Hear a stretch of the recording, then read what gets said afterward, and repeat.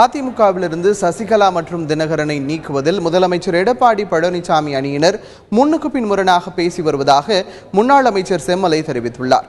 எப்படி பொதுக்குழுவை கூட்டி சசிகலாவை பொதுச் செயலாளர் ஆக்கினார்களோ அதை போலவே நீக்கினால் பேச்சுவார்த்தை நடத்த தயாராக உள்ளதாகவும் செம்மலை உறுதிபட தெரிவித்துள்ளார்.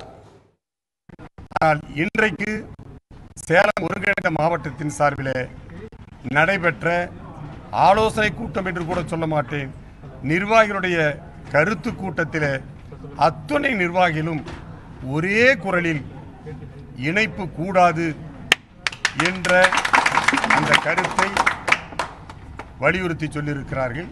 சசிகலாவின் குடும்ப உறுப்பினர்களை அறவே அவர்களை நீக்க வேண்டும் என்று சொல்லுவதற்கு மழுப்பலான பதில் வருகிறது. அதுதான் எங்களை சந்தேகிக்க வைக்கிறது. சந்தேகம் என்று சொன்னால் சாதாரண சந்தேகம் அல்ல.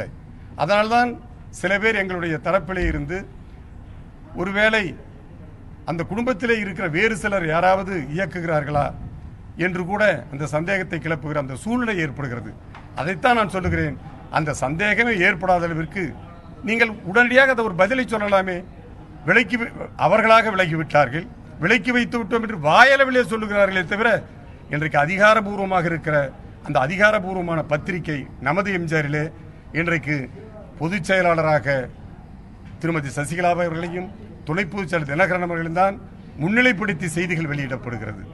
எப்படி பொதுக்குழுவை கூட்டி அந்த அதாவது சசிகலா அவர்களை பொதுச் செயலராக இவர்கள் நியமித்தார்களோ அதே பொதுக்குழுவை அவர்கள் கூட்டி அவர்களை நீக்கிவிட்டால் இந்த பிரச்சனைக்கு ஒரு சுமூகமான முடிவு ஏற்பட்டுவிடும்.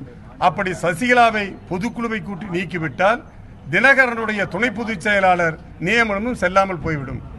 அதற்கு பிறகு அந்த பேச்சுவார்த்தை சுமூகமாக நடப்பதற்கு ஒரு வழி இருக்கிறது.